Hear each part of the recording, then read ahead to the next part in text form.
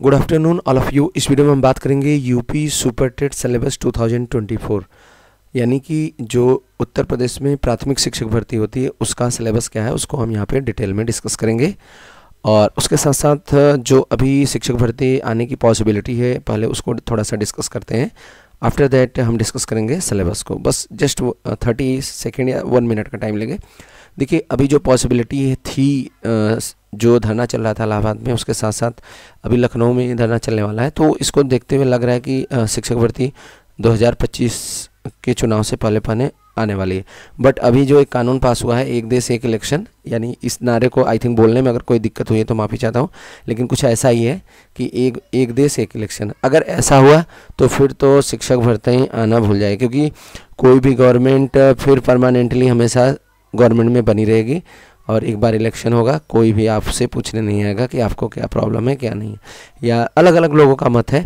जहाँ तक मुझे लगता है कि थोड़ा सा स्टूडेंट को या फिर हमारी जो बेसिक रिक्वायरमेंट है उसको पूछने कोई नहीं आएगा, मुझे ऐसा लगता है। ऐसी राय सबकी अलग अलग है, किसी को ये चीज़ अच्छा भी लग सकता है, मैं ये नहीं कर रहा हूँ, किसी को ये सब चीज़ें ठीक है, लेकिन जहाँ तक मुझे लग रहा है कि देखिए जब 5 साल का रहता है तो स्टार्टिंग में जो नेता लोग हैं वो लोग आते हैं और बाद में गायब हो जाते हैं, फिर लास्ट में दिखते हैं। तो अगर एक बार इलेक्शन होगा तो हमको लग रहा है एकदम गायब हो जाएंगे। तो चलते हैं, ये सब बाहर की बातें हैं। अभी मैं सिलेबस को यहाँ पे डिस्कस करने जा रहा हूँ। फिर भी आप रेडी रहिए, अगर शिक्षक भर्ती आती है तो टाइम नहीं मिलेगा आपको, और चुनाव से पहले ही शिक्षक भर्ती करा ली जाएगी, क्योंकि अभी जो चुनाव चल रहे हैं नॉर्मली चल रहे हैं। हरियाणा में चुनाव चल रहा है, फिर उसके साथ जम्मू कश्मीर वाला जो चुनाव है वैसे चलेगा, महाराष्ट्र का नॉर्मल जैसे चल रहा है ऐसे ही चलेगा। तो जहाँ तक है कि यूपी का भी अभी ऐसे ही चलने वाला है, आगे क्या होता है ये तो बात की बात है। चलिए सिलेबस पे देखते हैं। अपने आप को रेडी रखिए क्योंकि टाइम बहुत कम मिलेगा, ठीक है। ये है विषय, पाठ्यक्रम और नंबर ऑफ मार्क्स कितने रहेगा।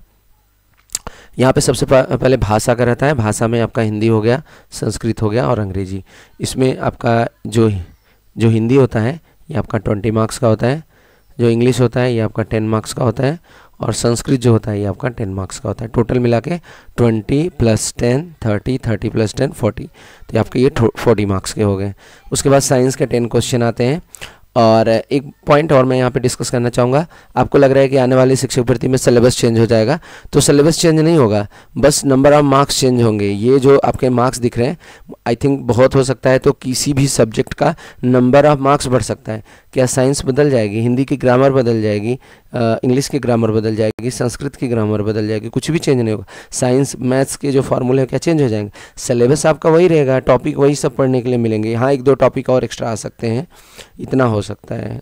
यानी चेंजेस जो दिखेगा सिलेबस का वो आई थिंक 5% या 10% या इससे भी मिनिमम दिखेगा। बस आपके नंबर ऑफ ये क्वेश्चन जो रहेंगे वो बढ़ सकते हैं किसी भी पार्टिकुलर सब्जेक्ट के। क्लियर? आगे चलते हैं। तो ये साइंस का है। साइंस में दैनिक जीवन में विज्ञान, गति, बल, ऊर्जा, दूरी, यहाँ पे ये दूरी है, प्रकाश, ध्वनि, जीवों की दुनिया, मानव शरीर, स्वास्थ्य, स्वच्छता एवं पोषण, पर्यावरण, प्राकृतिक संसाधन, पदार्थ एवं पदार्थ की अवस्थाएं। फिर इसके बाद गणित है। गणित में आप देख सकते हैं जो बेसिक गणित होती है, अंक की क्षमता के बारे में, नंबर सिस्टम, गणितीय संक्रियाएं, दशमलव, स्थानीय मान, भिन्न, ब्याज, लाभान, प्रतिशत, विभाज्य, गुणनखंड, एक नियम, सामान्य बीजगणित, क्षेत्रफल, औसत, आयत, अनुपात, सरल समीकरण, सामान्य ज्यामिति, सामान्य सांख्यिकी। तो ये सारे पॉइंट आ रहे हैं।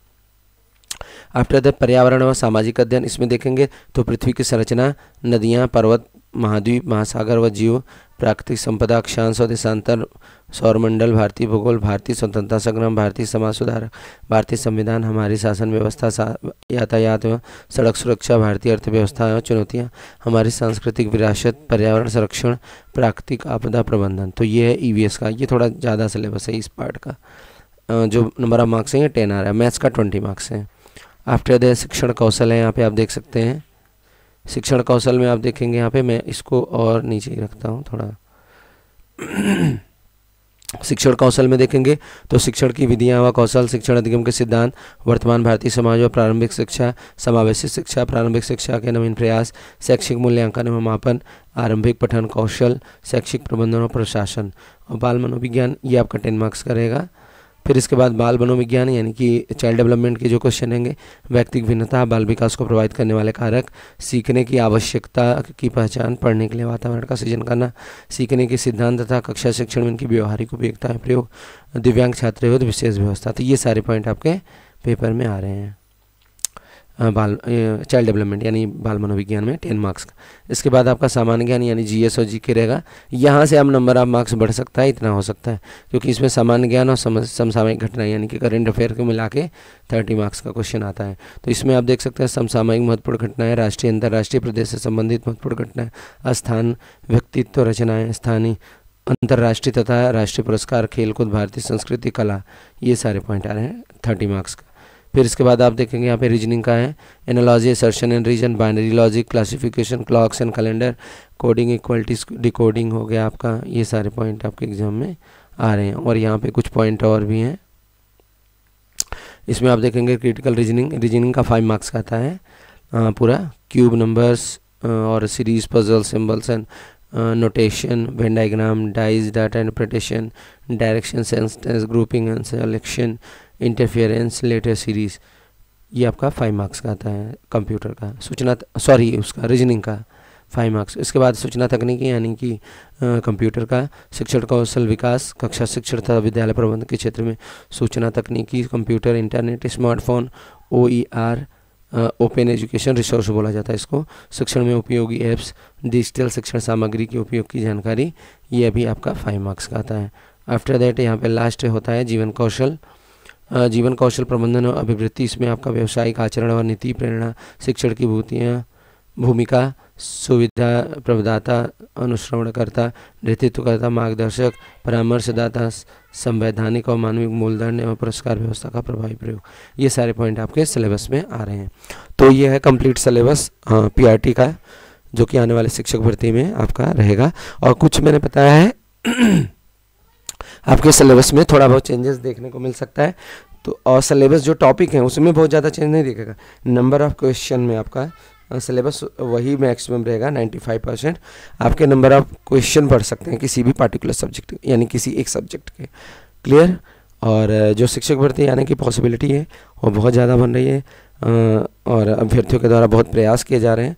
तो आप लोग भी अपना प्रयास जारी रखिए और उनका साथ दीजिए जो लोग धरना प्रदर्शन कर रहे हैं, और उसमें प्रॉपर तरीके से आप लोग जाइए और शिक्षक भर्ती आने की पॉसिबिलिटी को बढ़ाइए। और गवर्नमेंट को भी चाहिए कि इस पर ध्यान देना चाहिए। तो ये था पूरा सिलेबस। और CTET के फॉर्म फिलअप हो रहे हैं। अभी मैंने उससे रिलेटेड कोई न्यूज़ नहीं डाली थी। आज हो सकता है वीडियो CTET से रिलेटेड, क्योंकि थोड़ा लेट हो गया था, काम में बिजी था मैं थोड़ा, इसकी वजह से मैं वीडियो नहीं बना पाया। लेकिन आज शाम तक आपको वीडियो मिलेगी CTET के जो ऑनलाइन रजिस्ट्रेशन चल रहे हैं, क्या क्या प्रोसेस है, किस तरीके से। ठीक है। तो ये थे वीडियो कंप्लीट आपका PRT syllabus UP super TET 2024 के लिए। वीडियो कैसा लगा, वीडियो पसंद आया तो लाइक करिएगा और चैनल को सब्सक्राइब करिए। Thank you for watching.